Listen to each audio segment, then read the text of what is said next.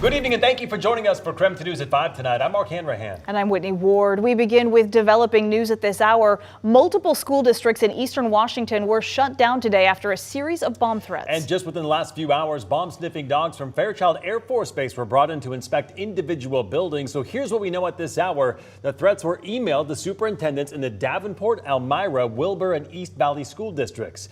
The emails warned of bombs being hidden in schools. So out of an abundance of caution, the Davenport, ACH, and Wilbur districts were all closed. All students were evacuated and sent home for the day. Meantime, neighboring schools in Reardon were put under secure and teach protocol. East Valley also did something similar, choosing not to close, but instead they said they were taking precautions for the rest of the day. Fairchild Air Force Base was called in to assist with that search. Bomb-sniffing dogs cleared all buildings in Davenport, Wilbur, and Creston. Law enforcement says right now they do not believe these emails are credible threats, but they are taking every precaution, they said, to keep students safe. We now know a total of 35 school districts across the state of Washington received these threats today. Our other top story at this hour, a stabbing and robbery last night in Spokane. Now several juveniles are in custody. We want to turn straight to KREM 2's Janelle Finch. She is joining us now with more details after speaking to the victim and several witnesses. Janelle? Mark and Whitney, today I spoke to people who live on downtown Spokane streets about teens and crime in the area. They all spoke to fear, insecurity, and nerves. But Jeremy Root, the man who claims he was stabbed on the Monroe Street Bridge last night, was fueled by other emotions. Better luck next time. Jeremy Root says he was the man who was stabbed and robbed on the Monroe Street Bridge Tuesday night. I dealt with the 5 people armed with knives by getting stabbed by each of them individually. Root was taken to the hospital with non-life-threatening injuries. He walked away from the attack, but his scars are a reminder of the pain he felt. I felt everyone going. Spokane police say the stabbing was reported just after 8 p.m. Police arrested 2 16-year-olds and 1 14-year-old in connection to the crime.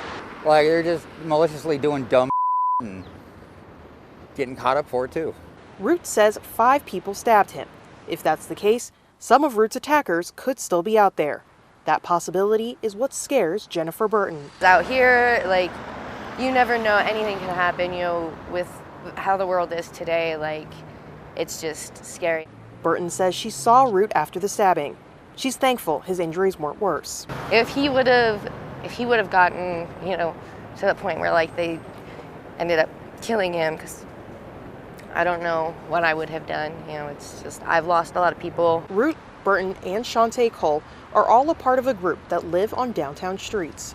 Cole says even before this crime, the group has always had to watch their backs. We can't sit, we can't breathe, we can't eat, we can't put a blanket out in the grass and enjoy a picnic like everybody else because we're deemed homeless.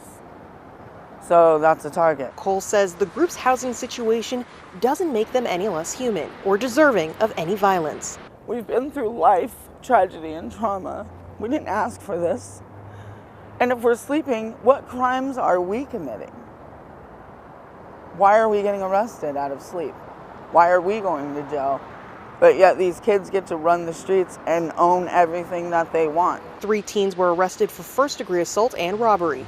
Police say the investigation is ongoing and additional arrests and/or charges are possible. Tomorrow, Mayor Nadine Woodward, the Spokane Police Chief, and the Downtown Police Precinct Captain are all set to hold a presser to talk about recent crime in the area and talk about how they've been trying to combat that crime. We will have crews at that presser and we will bring you the latest.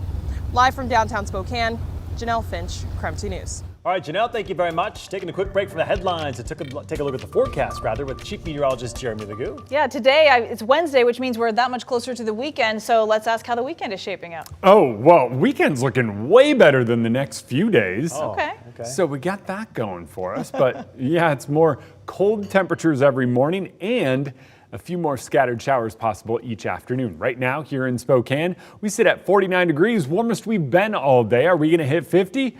Maybe. For the most part, likely not. Reason is we have that big trough overhead. Here's what our atmosphere currently looks like. And as this pattern starts to break down, what we are eventually going to see are those warmer temperatures. Bad news, this pattern sticks around the next couple of days. So it means more scattered showers each afternoon, tapering off after the sun goes down each night. And then each morning we start out dry with a mix of clouds and sun, and then once again, those scattered showers and cloud cover all build in, and then we wind up seeing that each day. Basically, it's more of the same tomorrow and Friday, and then as we get into the weekend, we eventually wind up seeing that little bit of a change. So I think here in Spokane, we likely remain mostly dry. I think a bulk of that moisture stays up a little higher in elevation. Saturday, back up near 60 as that warm weather settles in. All right, Jeremy, thank you. In the meantime, in Stevens County, county commissioners there have declared an emergency yesterday. Rapid melt-off of all the snow is causing streams and creeks to rise dangerously close to flood stage. KREM 2's Shannon Mowdy traveled across Stevens County today to check out the situation, and she brings us more tonight. Springdale Hunters Road has a few new water features, as extraordinary rainfall has turned fields into lakes and culverts into rivers, prompting an emergency declaration across Stevens County.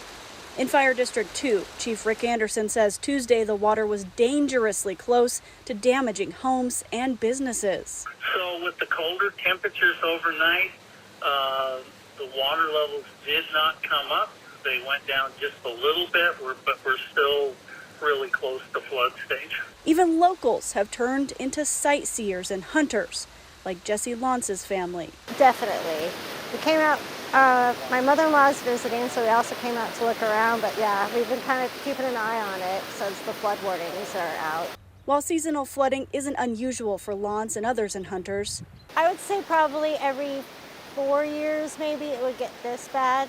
This year's surge is a reminder of some of the worst years. Oh, it's way, way lower than this typically year-round. This might be like the second worst since we've been here. Stevens County's emergency declaration says some roads and fire stations were impassable Tuesday. Heavy rain, and so the snow is basically gone on the low and mid-level slopes, but the high mountain areas just have abundance of snow, so when you have the water from the rain, it melts the snow and just compounds it, and then you have a rapid runoff. Another part of the problem, you can see right behind me, the burn-scarred areas of the mountains allows all that runoff to flow directly into creeks and streams. For now, locals and emergency responders are watching the weather and the water, hoping the sun sticks around. And most of the pre-planned work, if it gets worse, has been done. Definitely. Got to keep an eye on it because there's still lots of snow on the mountain. Shannon Mowdy, So it could get a lot worse. KREM 2 News.